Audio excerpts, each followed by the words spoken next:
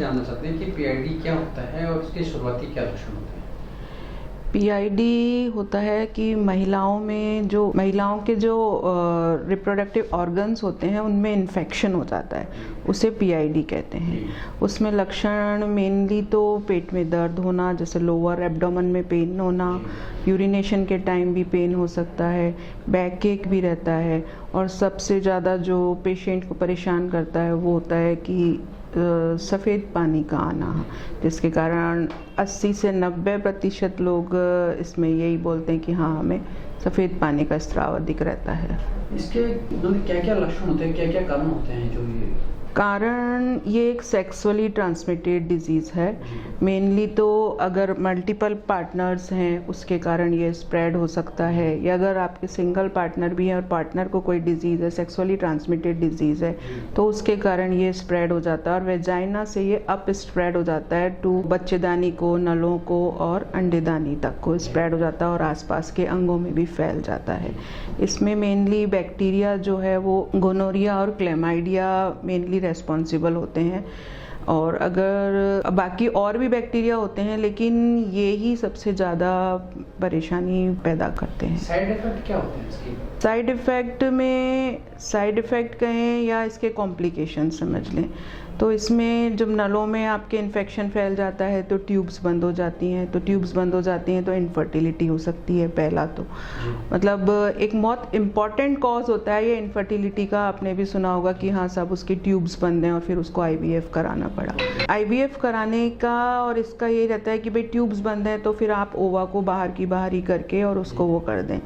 लेकिन जो इसके कॉम्प्लिकेशंस होते हैं उसमें है एक्टोपिक प्रेगनेंसी। एक्टोपिक प्रेगनेंसी में क्या होता है कि इसमें जो बच्चा आपके बच्चेदानी में इम्प्लांट होना चाहिए उसकी बजाय वो ट्यूब्स में ही इम्प्लांट हो जाता है, क्योंकि आगे का रास्ता बंद होता है। तो उसकी वजह से कभी कभी बहुत ज़्यादा मैसिव ब्लीडिंग का भी सामना करना पड़ सकता है और एक मेडिकल इमरजेंसी भी हो जाती है। एक नई सोच, नए आयाम और नई मिसाल के साथ रावत गर्ल्स कॉलेज अब बन चुका है रावत कोएट कॉलेज। यहाँ कई सारे प्रोफेशनल और करियर ओरिएंटेड कोर्सेज के साथ विद्यार्थियों के लिए है safe and secure campus environment, dedicated teaching faculty, modern library, campus placement and hostel facility. Admissions के लिए तुरंत कॉल करें 0141281015 पर या रावत कोएट कॉलेज, करनी विहार, अजमेर रोड, जयपुर कैंपस में विजिट करें। इसके ट्रीटमेंट किस तरह से इसका होता है? ट्रीटमेंट में और इसके अलावा इसमें एक एब्सिस भी बन सकता है। अगर एब्सिस बन जाता है, अंदर पस के पॉकेट्स बन जाते हैं, तो वो भी एक इसका साइड इफेक्ट कॉम्प्लिकेशन हो जाता है। ट्रीटमेंट में मेनली तो हम इसमें सून एज पेशेंट कम्स तो हम इसमें एंटीबायोटिक और एंटी इन्फ्लेमेटरी यूज़ करते हैं। उसके अलावा जब हम इसमें इसका डायग्नोसिस करते हैं तो उस समय हम इसमें हाई वेजाइनल स्वाब या सर्वाइकल स्वाब लेते हैं, उसको हम सेंसिटिविटी करवाते हैं और उसमें जो बैक्टीरिया और एंटीबायोटिक आते हैं उसके हिसाब से हम आगे का ट्रीटमेंट चलाते हैं। अगर माइल्ड है, इसमें डिजीज़ में हम माइल्ड टू सीवियर और मॉडरेट इसमें कैटेगराइज करते हैं। अगर माइल्ड इन्फेक्शन है तो घर पे भी इसका ट्रीटमेंट ले सकते हैं आप। एज सुन एज हमें जो एंटीबायोटिक्स स्टार्ट करनी होती है, एंटी इन्फ्लेमेटरी स्टार्ट करनी होती हैं, ताकि हम इसको बीमारी को आगे बढ़ने से रोक सकें, इन्फेक्शन को रोक सकें, तो उसके लिए हम वो स्टार्ट कर देते हैं। लेकिन अगर बीमारी ज़्यादा है या प्रेगनेंसी है या एब्सिस है तो इसमें आईवी ट्रीटमेंट भी स्टार्ट करना पड़ता है, उसके लिए हॉस्पिटलाइजेशन भी करना पड़ता है। और अगर इन केस एब्सिस ही है तब तो फिर इसे ड्रेन ही करना पड़ता है, अदरवाइज पेशेंट एंटीबायोटिक से और उनसे रेस्पॉन्ड ही नहीं करता जब तक कि उसे ड्रेन नहीं किया जाए।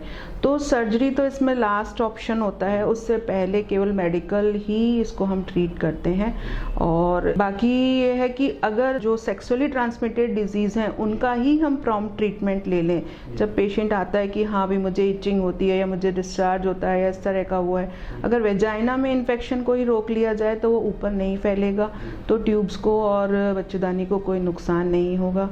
इसमें क्या होता है कि हम जो ट्रीटमेंट करते हैं उसमें हम इन्फेक्शन को तो रोक सकते हैं, आगे उस डिजीज़ को तो रोक सकते हैं, लेकिन जो नुकसान वो कर चुकी है, जो स्कार वो कर चुकी है, जो डैमेज वो कर चुकी है ऑर्गन्स को, उसको हम ठीक नहीं कर सकते। बच्चेदानी पे किस तरह से इफेक्ट इसका पड़ेगा और फिर क्या उस बच्चेदानी को निकालना ही पड़ता है या ट्रीटमेंट से उसका सुधार कैसे? देखिए, बच्चेदानी में इन्फेक्शन होने से उसमें इन्फ्लामेशन हो जाता है, तो उसका पहले तो ये रहता है कि हम डायग्नोसिस के लिए ही एक तो पहले ब्लड टेस्ट वगैरह और फिर ये अपना एंडोमेट्रियल बायोप्सी भी लेते हैं। बायोप्सी में एक ट्यूब होती है जिसके थ्रू हम सक कर लेते हैं और उसमें कोई भी जो टिश्यू ऑर्गन आता है, टिश्यूज़ आते हैं, उसका देखा जाता है कि उसमें कितना इन्फेक्शन आ रहा है।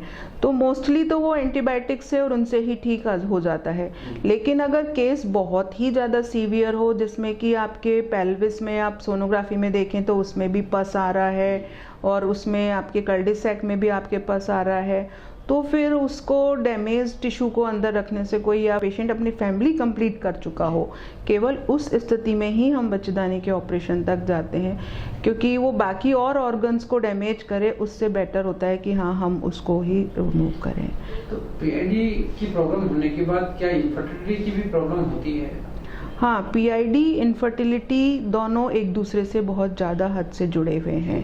पीआईडी होने के कारण इनफर्टिलिटी 40 से 50% केसेस में इनफर्टिलिटी हो जाती है, क्योंकि मेन कॉज वही होता है, न तो बच्चेदानी आपकी तैयार रहती है, इन्फ्लेम हो जाती है, तो उसमें जो टॉक्सिन्स हैं और वो सब हो जाते हैं, तो उसके कारण वो बच्चे को ग्रहण नहीं कर पाती। और दूसरी बात सबसे मेन तो होता है कि ट्यूब्स ही इन्वॉल्व हो जाती हैं, ट्यूब्स थिकंड हो जाती हैं, या उनकी जो बहुत ही मामूली, आप ये सोचें कि माइक्रोस्कोपिक वे होता है अंडे का बच्चेदानी तक आने का, वो बंद हो जाता है, या उनमें मूवमेंट कम हो जाता है, उसको हम हाइड्रोसेल्पिंग्स कहते हैं, उसमें वो फूल जाती हैं, एक पार्ट उसका फूल जाता है, एक रुकावट हो जाती है, तो उसके बाद में फिर बच्चा लगना लगभग इम्पॉसिबल ही होता है। Mark heart and EECP general hospital US FDA व अमेरिकन हार्ट एसोसिएशन द्वारा अनुमोदित राजस्थान का प्रथम अंतर्राष्ट्रीय मापदंडों के अनुसार हार्ट अटैक के मरीजों का बिना सर्जरी, बिना भर्ती किए EECP द्वारा अत्याधुनिक इलाज। एक चीजों में जानना था कि मतलब आम आदमी इन चीजों को नहीं जान पाता है, पीआईडी की परेशानी क्या है, उन लोगों के लिए क्या संदेश हम दें कि वो इस समस्या से जो जूझ रहे हो आप तक पहुंचे या ट्रीटमेंट? देखिए, इसके लिए हम सबसे पहले तो हम प्रिवेंशन पे जा सकते हैं। Prevention is the best cure. तो प्रिवेंशन में ये है कि हम पेशेंट जब भी आप महिला को समझा सकते हैं कि आप जब भी सेक्स करें तो विद कॉन्डोम, विद आप, क्योंकि barrier contraceptives are best to prevent sexually transmitted disease. और जब भी कभी सेक्सुअली ट्रांसमिटेड डिजीज़ हो तो फिर आप उसका शुरुआत से ही इलाज लें, इलाज पूरा लें, आधा लेकर ना छोड़ें। और अगर आपके हस्बैंड को या आपके स्पाउस को या आपके पार्टनर को किसी को भी ये प्रॉब्लम है तो वो भी उसका पूरा इलाज लें। मल्टीपल पार्टनर्स न हो और अगर साथ में होते भी हैं तो आप बेरियर कॉन्ट्रासेप्टिव का यूज़ करें, उसके बिना तो ये प्रॉब्लम बढ़ेगी ही बढ़ेगी। और एक बार पूरा ट्रीटमेंट लेने के बाद भी पीआईडी रिकरेंस भी होती है, तो उसको बचाने के लिए भी हम इसमें यही कर सकते हैं कि आप साफ सफाई का पूरा ध्यान रखें और बेरियर कॉन्ट्रासेप्टिव्स यूज़ करें। और स्पेशली इसके रिकरेंस होते हैं मेंस्ट्रुएशन के बाद में, और अपने अगर कोई मिसकैरेज हो जाता है या प्रोलॉन्ग ब्लीडिंग चलती है बच्चा डिलीवरी के बाद में, और अपने इसके कोई आप अबॉर्शन पिल्स वगैरह लेते हैं उसके बाद में, क्योंकि सर्विक्स पे एक म्यूकस का अवरोध होता है, बैरियर होता है, वो इस दौरान हट जाता है जबकि आपको इस तरह की ब्लीडिंग चल रही होती है। तो बच्चेदानी और जो नल हैं, ट्यूब्स हैं, वो इसके लिए ज़्यादा ससेप्टिबल हो जाती हैं कि उनमें इन्फेक्शन जल्दी से फैल जाए। अदरवाइज़ तो वो खुद ही रोक कर रखती हैं ताकि आगे नहीं जा सकता इन्फेक्शन।